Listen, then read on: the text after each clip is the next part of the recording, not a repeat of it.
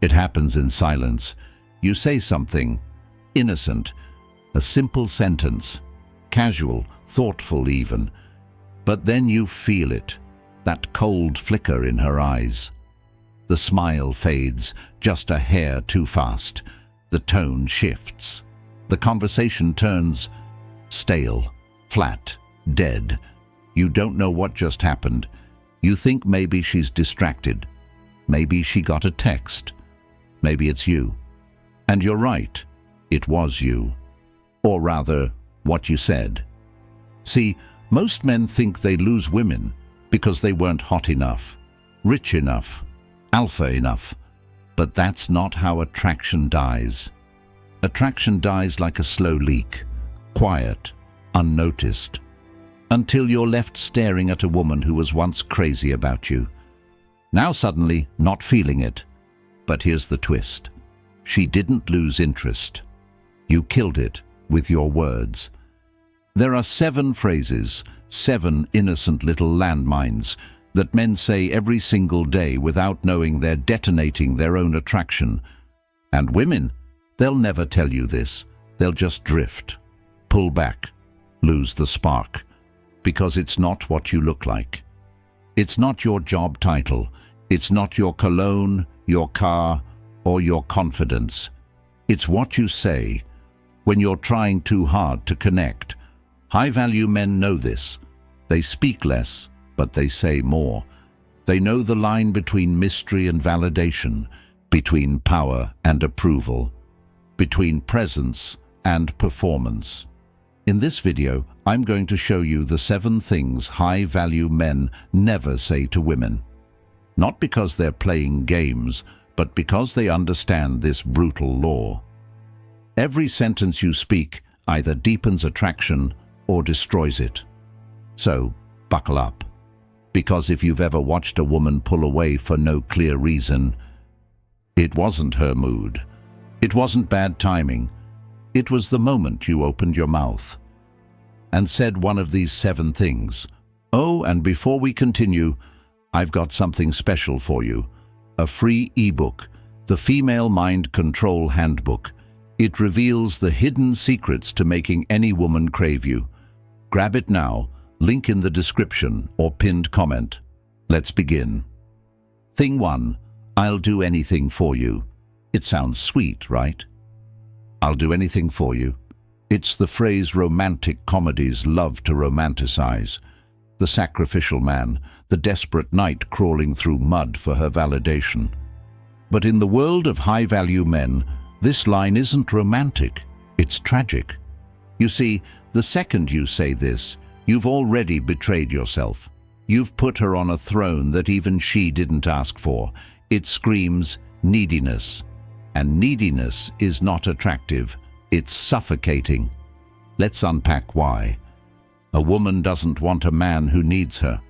She wants a man who chooses her while standing fully in his own power.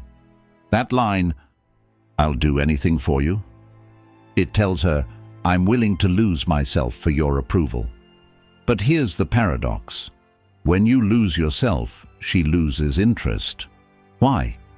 Because if you'll do anything for her, it means you stand for nothing. A high-value man has boundaries. He has a mission that doesn't change based on a woman's emotions that day. He isn't cruel, but he's immovable. That's what makes him magnetic. He's the oak tree in the storm, not the leaf blowing in the wind. Think of it this way. A low-value man sacrifices his purpose for her attention. A high-value man sacrifices her attention to stay on purpose. That's not arrogance, that's masculine clarity. And women feel this, not just consciously but biologically. Deep in their gut, they know which man would die for them, and which man is too alive in his own world to beg. So if you're still out here texting things like, I'd do anything just to make you happy, just tell me what you need. I'll be whatever you want. Pause. Look in the mirror. Because high-value men don't shapeshift. They build, and they never ever say, I'll do anything for you. Because the woman who's meant to be there won't ask him to lose himself to keep her. Thing 2. Are you mad at me? Ah, yes. The classic nervous boy move. Something feels off. Maybe she's a little quiet.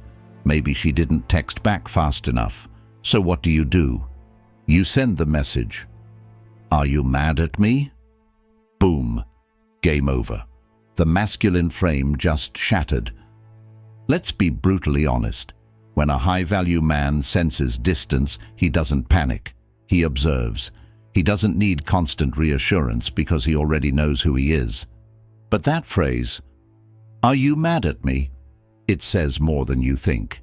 It says, I need your emotional approval to feel stable. Your moods control my self-worth. Please don't leave me. You've just handed her the steering wheel of your identity. Now let's flip this. High-value men notice changes, yes, but they don't react emotionally to them. They don't assume the worst, and they sure as hell don't start emotionally interrogating her like a scared child. Instead, they stay grounded. They're okay with tension. They know that not everything needs to be fixed, and not everything needs to be about them. In fact, sometimes women test you with silence on purpose. They want to see if you'll fold, if you'll beg, if you'll become smaller just to soothe them. And most men fail the test. They rush to fix, to explain, to apologize for sins they didn't even commit. But the high-value man, he leans back, he watches, he lets the tension do its work. Because you know what's more powerful than asking, "Are you mad at me?" Silence. That's right. Nothing unnerves a manipulative test more than your calm, unwavering presence. And nothing attracts genuine feminine energy faster than a man who doesn't fold. So next time you feel that urge to text her that weak line, ask yourself, am I being led by insecurity or grounded in strength? Because trust me, a woman doesn't fall for the man who needs to be told she's not mad. She falls for the man who's not afraid if she is. Thing 3. I'm not like other guys. Let's get something straight. If you have to say you're not like other guys, you are. Real power doesn't announce itself. It walks into the room and is felt. But when you say, I'm not like the others, you're not impressing her. You're preemptively defending yourself. You're trying to get ahead of her judgment before she's even made it. You know what women hear when you say that? They hear, please believe I'm different. I'm scared you'll think I'm basic. Don't group me with the rest of the guys who let you down. I want to stand out, but I don't know how, so I'll just tell you I do. It's self-sabotage dressed as uniqueness. The high-value man, he isn't like other guys, but he'll never say it. He'll show it through presence, through restraint, through his ability to not react when other men would crumble. He shows it by walking away from drama, from gossip, from situations where his integrity is on the line. He lets reality prove who he is, not his words. And the real twist. The men who say, I'm not like other guys, usually are. They use the line because they know deep down they're not offering anything else different. But the man who truly is rare, he doesn't need to convince. He's too busy being the exception. So if that phrase lives anywhere near your texting fingers, delete it. Because the second you try to prove you're different, you've already shown that you're not. Thing 4. Tell me what to do to make you happy. On the surface, this might sound like empathy. Tell me what to do to make you happy. Sounds considerate, sweet, even noble. But peel back the layers and you'll see it's just disguised desperation, a subtle beg for direction, approval, and, most dangerously, control from her. Here's the brutal truth. If you're waiting for a woman to tell you how to lead, you've already lost your masculine frame. High-value men aren't trying to make her happy. They're building a life so full of strength, clarity, and purpose, She becomes happy just being in that orbit. When you ask her what to do, you shift the weight of leadership onto her shoulders. You say, "I don't trust my own compass." You steer. And trust me, she'll steer for a while, until the pressure exhausts her, until she realizes she's not with a man. She's babysitting a boy.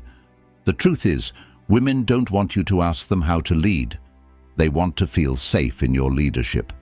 And that kind of confidence, it doesn't come from trying to please. It comes from having a backbone. You don't ask, "What can I do to make you happy?" You become the kind of man who makes her happy by being deeply rooted in your own power. Sometimes her happiness isn't your job. Sometimes it's her storm to weather. But she'll never feel more attracted to you than when you stand there, unshaken, and let her be human without letting her chaos become your compass. Thing 5.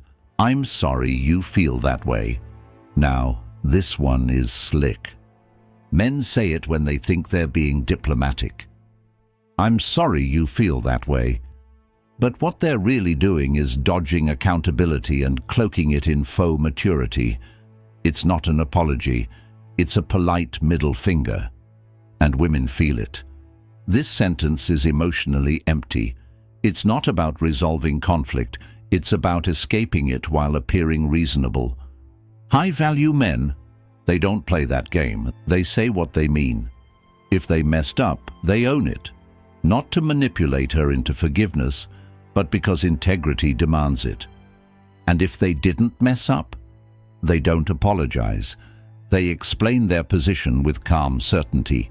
They stay composed, grounded, clear. This is the nuance most men miss.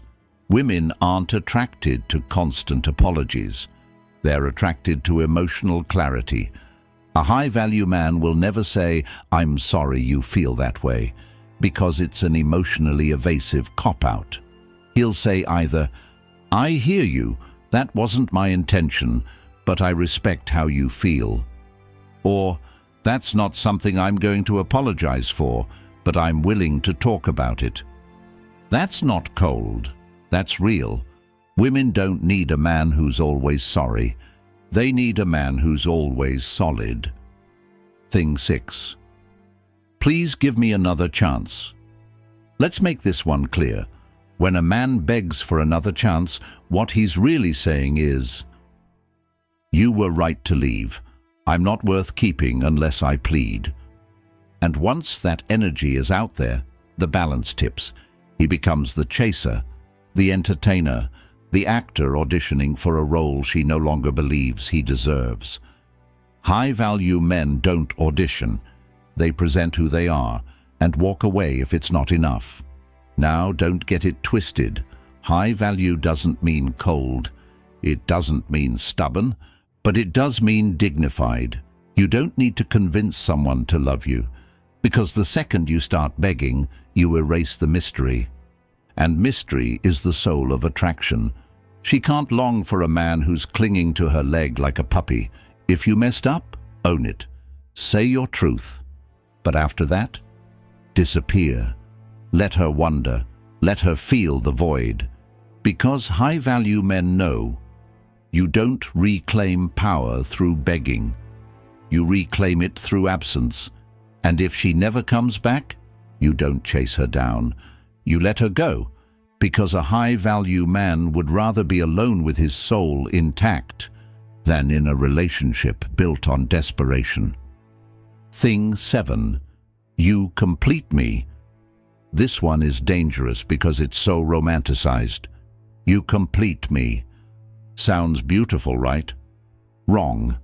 It's a nuclear bomb hidden in poetry, because what it really means is, without you, I'm not whole.